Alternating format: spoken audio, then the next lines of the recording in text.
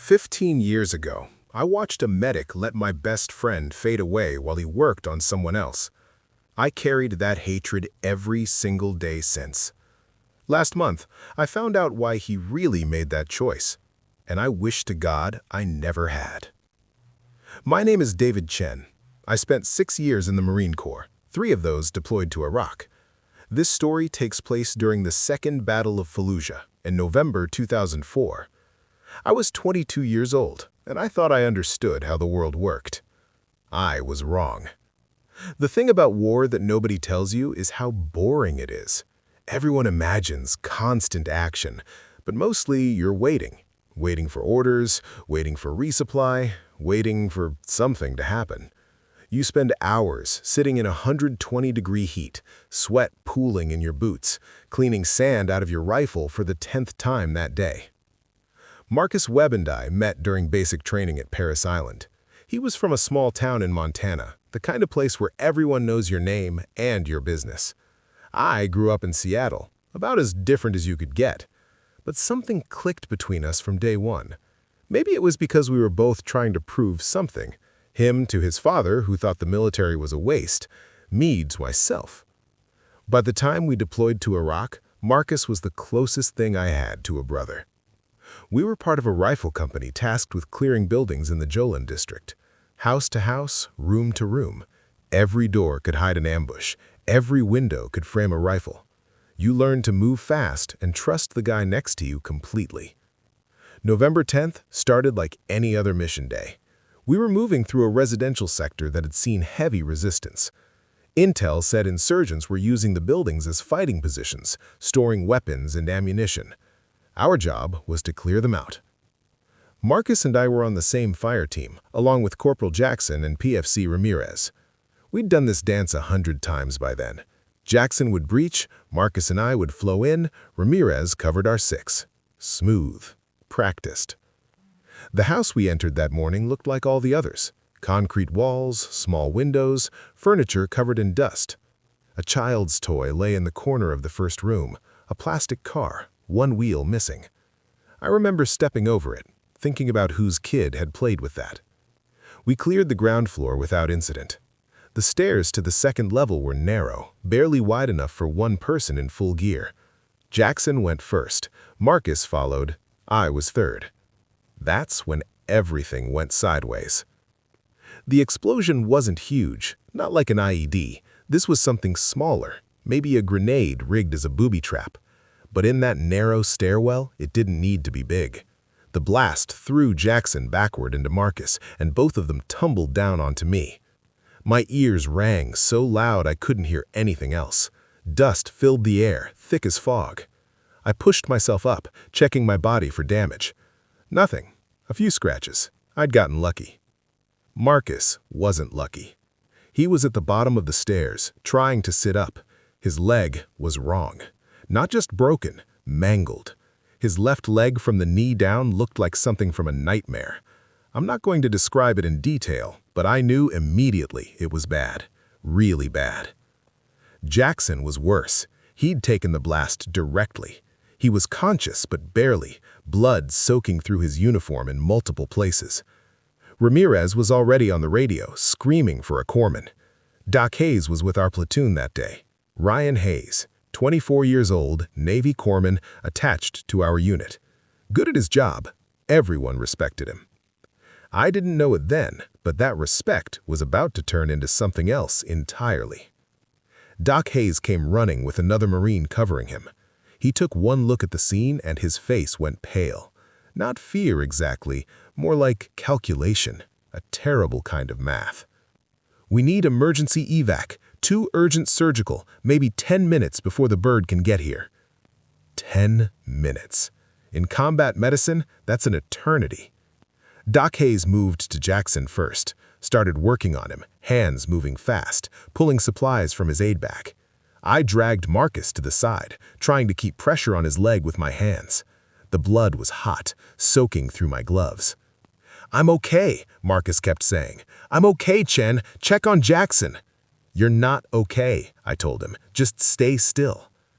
Lieutenant Vickers appeared then. Second Lieutenant Andrew Vickers. 23 years old, fresh out of officer candidate school. This was his first deployment. His father was Colonel Thomas Vickers, serving at division headquarters in Camp Fallujah. Vickers looked at the scene, and I saw something cross his face. Panic, maybe, or guilt. Hard to say. "Doc, status," Lieutenant Vickers said, his voice tight. Doc Hayes didn't look up from Jackson. Both critical. Jackson got internal trauma, possible collapsed lung. Webb's femoral artery is compromised. I need that bird now. "It's coming. 6 minutes," Vickers said. That's when I noticed something. Lieutenant Vickers wasn't just watching Doc Hayes work on Jackson. He was standing close to Marcus, looking down at him with this strange expression. Marcus had his eyes closed, face pale, breathing shallow. "Doc," Vickers said quietly, "you need to make a choice." Doc Hayes' hand stopped moving for just a second. "Sir?" "You can't save both," Vickers said. His voice was steady, but I could hear something underneath it. "You don't have time. You need to choose." The words hung there like smoke. Doc Hayes looked at Jackson, then at Marcus, his jaw clenched. "Sir, I can—" "That's an order, corpsman. Make your choice." I couldn't believe what I was hearing. This couldn't be happening, not like this. Doc Hayes stared at Vickers for a long moment. Then he looked at me. Our eyes met, and I saw something there I'll never forget. Not indecision, something worse, resignation. He turned back to Jackson and kept working. "No," I said. "No, Doc, Marcus needs—" "I'm handling it," Doc Hayes said, without looking at me. "He's gonna bleed out." I said, "I'm handling it." But he wasn't handling it. He was making a choice, the wrong choice. I did what I could for Marcus, tried to remember my combat lifesaver training, applied pressure, elevated his leg, but I wasn't a medic. I didn't have the supplies or the knowledge. I watched my best friend's face get paler, his breathing get shallower, his grip on my hand get weaker. "Tell Sarah I love her," Marcus whispered. Sarah was his girlfriend back home. They'd been together since high school. "Tell her I was going to propose when I got back." "You'll tell her yourself," I said, but we both knew I was lying. The helicopter arrived 6 minutes later. They loaded both Jackson and Marcus. Doc Hayes rode with them, still working on Jackson. I watched the bird lift off, rotor wash whipping dust into my face. Marcus didn't make it to the field hospital. He was gone before they landed. Jackson survived, spent 8 months recovering, but he lived. After the mission, after the paperwork and the memorials and the notifications to next of kin, I tried to talk to Doc Hayes, tried to understand why he'd made that choice. He wouldn't look at me. "I did what I had to do," he said. "Jackson's injuries were more complex. I had to prioritize." "But Marcus needed you." "They both needed me. I couldn't save both. I made a call." "You made the wrong call." Doc Hayes' face went hard. "You weren't there, Chen. You don't know what it's like to have to choose." "I was right there. I watched you let him fade." We never spoke again after that. Not really. He transferred to a different unit 2 weeks later. I heard through the grapevine that he finished his deployment, got out of the Navy, and moved back to civilian life somewhere in the Midwest. I carried that hatred for 15 years. Every November 10th, I'd sit alone and drink too much and think about Marcus, about how Doc Hayes had let him go to save Lieutenant Vickers' patient, about how unfair it all was. Before I tell you what changed everything, if you're hooked on this story, hit that like button and subscribe. There are dozens more voices like mine here. And drop a comment with your country. I'm curious where all of you are listening from. I got married, had 2 kids, built a decent life in Portland working construction, but every year on that anniversary, my wife knew to just leave me alone.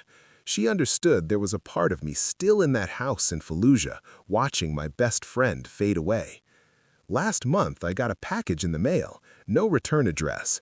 Inside was a letter and a small journal, the pages yellowed and worn. The letter was from Ryan Hayes, Doc Hayes. It started, "By the time you read this, I'll be gone. The cancer finally caught up with me. But before I go, you need to know the truth about that day in Fallujah. I've carried this secret for 15 years, and it's time you knew why I really made that choice." My hands shook as I kept reading. "You hate me. I understand. I've hated myself too. But the choice wasn't mine, Chen. Not really. And Marcus knew. He knew what was happening, and he made his own choice that day. A choice I've honored by keeping silent all these years." What followed was the truth about November 10th, 2004, the truth I'd never known. According to the letter, Lieutenant Vickers had been in contact with his father, Colonel Vickers, earlier that morning. The colonel had given explicit orders if anything happened to his son during the operation, the corpsman was to prioritize him above all else, no exceptions. But it wasn't Lieutenant Vickers who got injured, it was Jackson and Marcus. Here's what Doc Hayes wrote about those moments I remembered so differently. "When I arrived at the scene, I assessed both casualties immediately. Marcus's injury was severe. Femoral artery damage meant he'd bleed out without intervention. But Jackson's wounds were even worse. Blast trauma to the chest, likely internal bleeding, possible tension pneumothorax. Neither had good odds without immediate surgical intervention." But then Lieutenant Vickers pulled me aside. He told me his father's orders, that Jackson was his responsibility, that I had to focus on Jackson and Jackson alone. I refused. I told him that wasn't how triage worked, that I'd work on whoever had the best chance of survival. That's when he threatened me. Said if I didn't follow orders, he'd have me court-martialed for refusing a direct order in combat, that my career would be over and I'd face criminal charges. I was 24 years old, Chen, scared, confused, angry. But I knew military law, and I knew he could do exactly what he threatened. I went to Marcus. I was going to work on him, regulations be damned. But that's when something happened you never saw. Marcus grabbed my arm, pulled me close, and he whispered, "Doc, who's more critical?" I told him the truth. "You're both critical, but Jackson's chest wounds, then work on Jackson." "Marcus, I can—" "Doc." His voice was steady even though he was losing blood fast. "Jackson has 3 kids, 3 little girls. I know because he showed me pictures yesterday. 3 kids who need their dad. I don't have kids. I don't have anyone who depends on me like that." "What about Sarah?" I said. "Sarah's strong. She'll be okay. But those little girls need their father." He squeezed my arm harder. "Please, Doc, save Jackson. Let me do this one good thing." "Chen, I swear to you on my mother's grave that's what he said." I tried to argue, tried to tell him I could work on both, but he wouldn't let me. He made me promise to focus on Jackson, made me promise not to tell anyone about his choice because he didn't want his sacrifice diminished by people second-guessing him. Lieutenant Vickers heard all of this, heard Marcus make that choice. But he didn't stop me when I moved to Jackson because the result was the same. I was working on the casualty he wanted me to save. So I kept my promise to Marcus. I focused on Jackson. I saved him. And I let you hate me for 15 years because that's what Marcus wanted. He didn't want to be remembered as someone who gave up. He wanted to be remembered as a Marine who fought to the end. I'm sorry I couldn't tell you sooner. I'm sorry I let you carry that anger. But I made a promise to your best friend, and I kept it. The journal I'm sending you was Marcus's. I found it in his gear after he passed. He never got a chance to give it to Sarah. There are things in there, thoughts he wanted her to know. I think she should have it now, and I think you should be the one to give it to her. I'm sorry, Chen, for everything. Ryan Hayes. I sat there for an hour, just staring at the letter. Then I opened Marcus's journal. The entries were sporadic, thoughts written during quiet moments between missions. Most of it was messages to Sarah, things he wanted to tell her, dreams about their future, plans for the proposal he never got to make. But there was one entry, dated November 9th, 2004, the day before. Jackson showed me pictures of his girls today, Emma, Sophie, and little Grace. Grace just turned 2. He teared up talking about missing her birthday, said she's at that age where every day she changes, learns something new, and he's missing all of it. Made me think about kids, about being a father someday, about Sarah and the life we'll build when I get home. But it also made me grateful I don't have kids yet. Jackson worries every day that he won't make it back to his girls. That weight must be crushing. If something ever happened out here and I had to choose between my life and a father's life, I think I'd choose the father. Those kids need their dad more than the world needs another single guy from Montana. Hope I never have to make that choice, but if I do, I hope I'm brave enough to make it. The journal fell from my hands. Now here's where everything changed. If you're invested in how this ends, I'd genuinely appreciate a subscription. More soldier stories drop daily. Comment your country below. It always amazes me how far these reach. I spent 3 days in a fog. Couldn't work, couldn't sleep, just kept reading that letter and that journal entry over and over. Everything I'd believed for 15 years was wrong. Doc Hayes hadn't chosen Jackson because of orders from Colonel Vickers.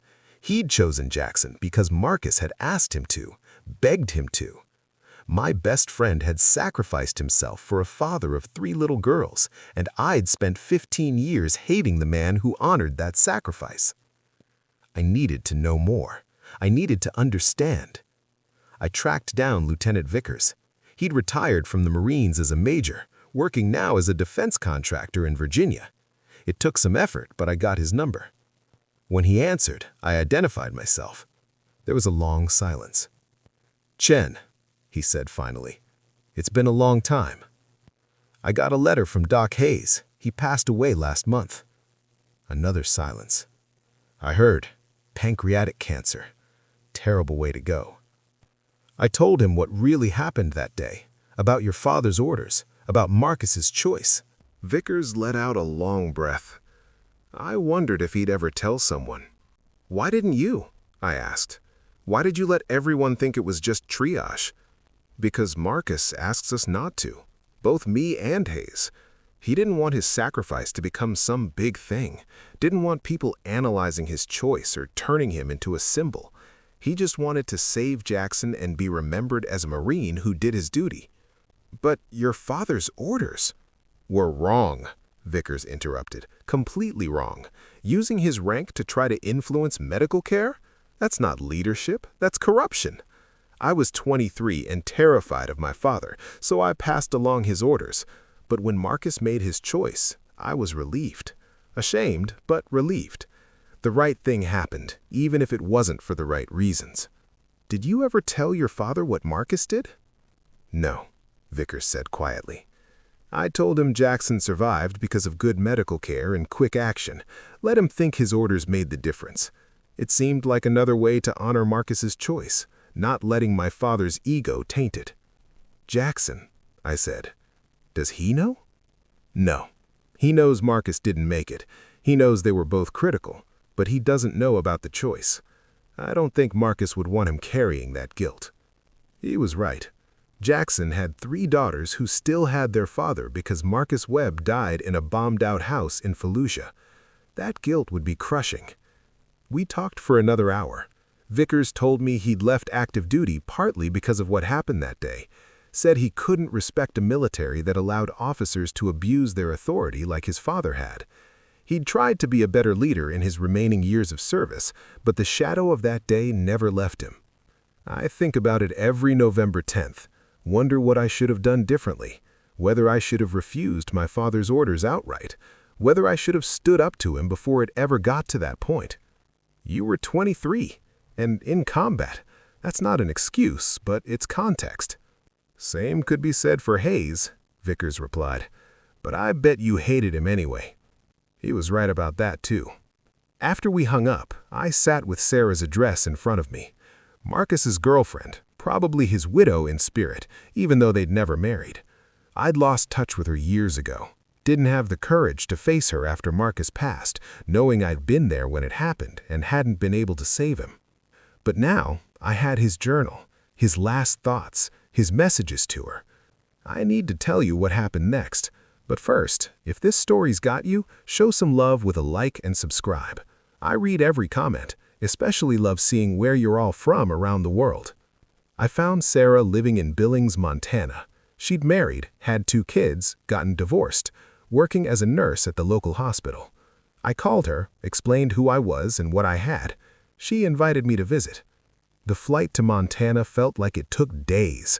I kept thinking about what I'd say, how I'd explain, whether giving her this journal would bring comfort or just reopened old wounds.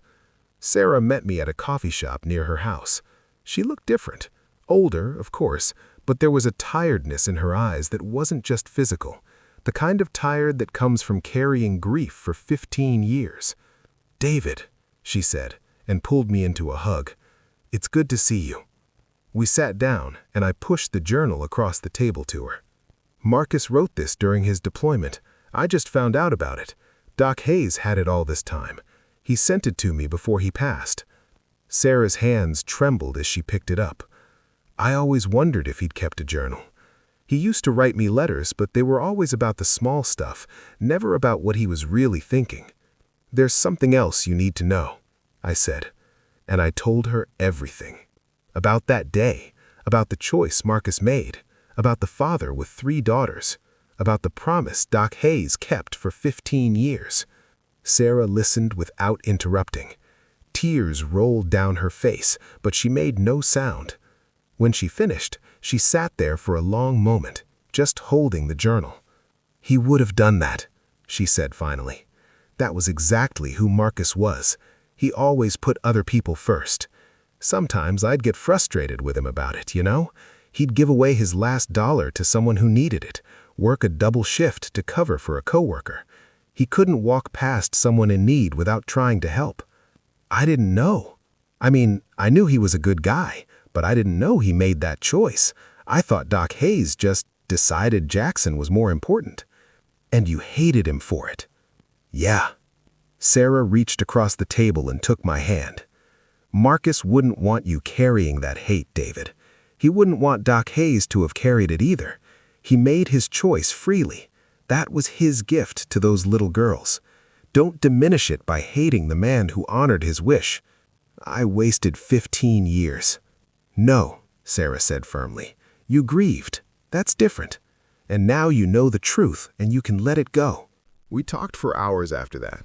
She told me about her life, her kids, the career she'd built. She said Marcus's passing had nearly broken her, but eventually she'd found a way forward. Met someone, got married, had children. The marriage didn't last, but the kids were everything to her. "Sometimes I wonder what our kids would have looked like," she said. "Marcus and me. What kind of father he would have been." "The best kind," I said. "He already proved that. He saved a father for 3 daughters he'd never met. That's the kind of man he was." Sarah opened the journal and started reading. I watched her face as she moved through the pages, seeing Marcus's words for the first time. Laughter, tears, joy, pain, it all flickered across her features. When she got to the entry from November 9th, she stopped, read it twice, then looked up at me. "He was ready," she said. "Ready to make that choice if it came. That's what this says. He'd already decided that some lives were worth more than his own." "No life is worth more. In his mind they were," Sarah interrupted. "And who are we to tell him he was wrong? He made a choice in an impossible moment, and it mattered. Those 3 girls still have their father. That matters, David." She was right, but it didn't make the loss any easier to swallow. I stayed in Billings for 2 days. Sarah introduced me to her kids, showed me around the town where Marcus grew up. We visited his grave at the local cemetery. His parents had passed years ago, but his sister still lived nearby. We had dinner with her, and I told the story again. Marcus's sister cried, but she smiled too. That's my brother, always the hero even when nobody was watching.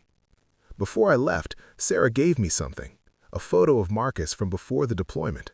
He was in civilian clothes, smiling at the camera, arm around Sarah, young and full of life and unaware of what the future held. "Keep it," Sarah said. "Remember him like this, not the way he was at the end." I flew home with that photo in my pocket and a weight off my chest I'd carried for 15 years. But the story doesn't end there. I tracked down Jackson. He'd retired from the Marines after his injuries, moved to North Carolina, and was working as a high school teacher. His 3 daughters were grown now.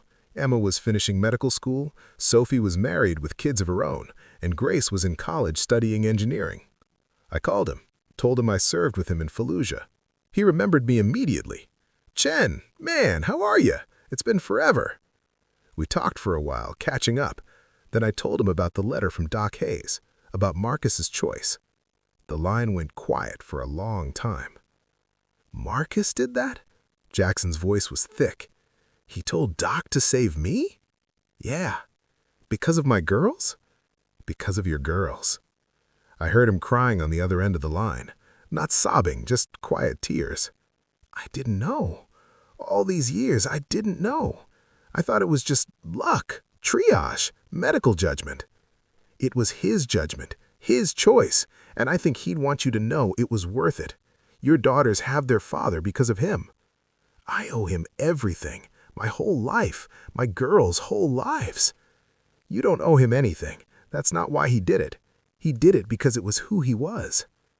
We talked for another hour. Jackson told me about his daughters, their accomplishments, their lives. Emma was going into pediatric surgery. Sophie had 2 kids of her own, and she'd named her son Marcus. Grace wanted to build bridges, literal ones, help connect communities. "They're amazing," Jackson said, "and they exist because of Marcus Webb. That's his legacy. 3 girls who grew up with their father, who became incredible women, who are making the world better." "I'd be proud," I said. "I need to tell them," Jackson said. "They need to know who Marcus was, what he did." "I think he'd like that." After we hung up, I sat in my office and looked at that photo of Marcus, young and smiling and alive, a kid from Montana who grew up to be exactly the kind of man the world needed more of. And I thought about Doc Hayes, about how he'd carried that secret for 15 years, how he'd let me hate him rather than break his promise, how he'd gone to his grave honoring Marcus's final wish. I'd wasted 15 years hating the wrong person, hating a man who'd done exactly what my best friend had asked him to do, a man who'd carried an impossible burden because it was the right thing to do. I wrote a letter to Doc Hayes' family, told them what kind of man he was, what he sacrificed to keep a promise, how wrong I'd been about him.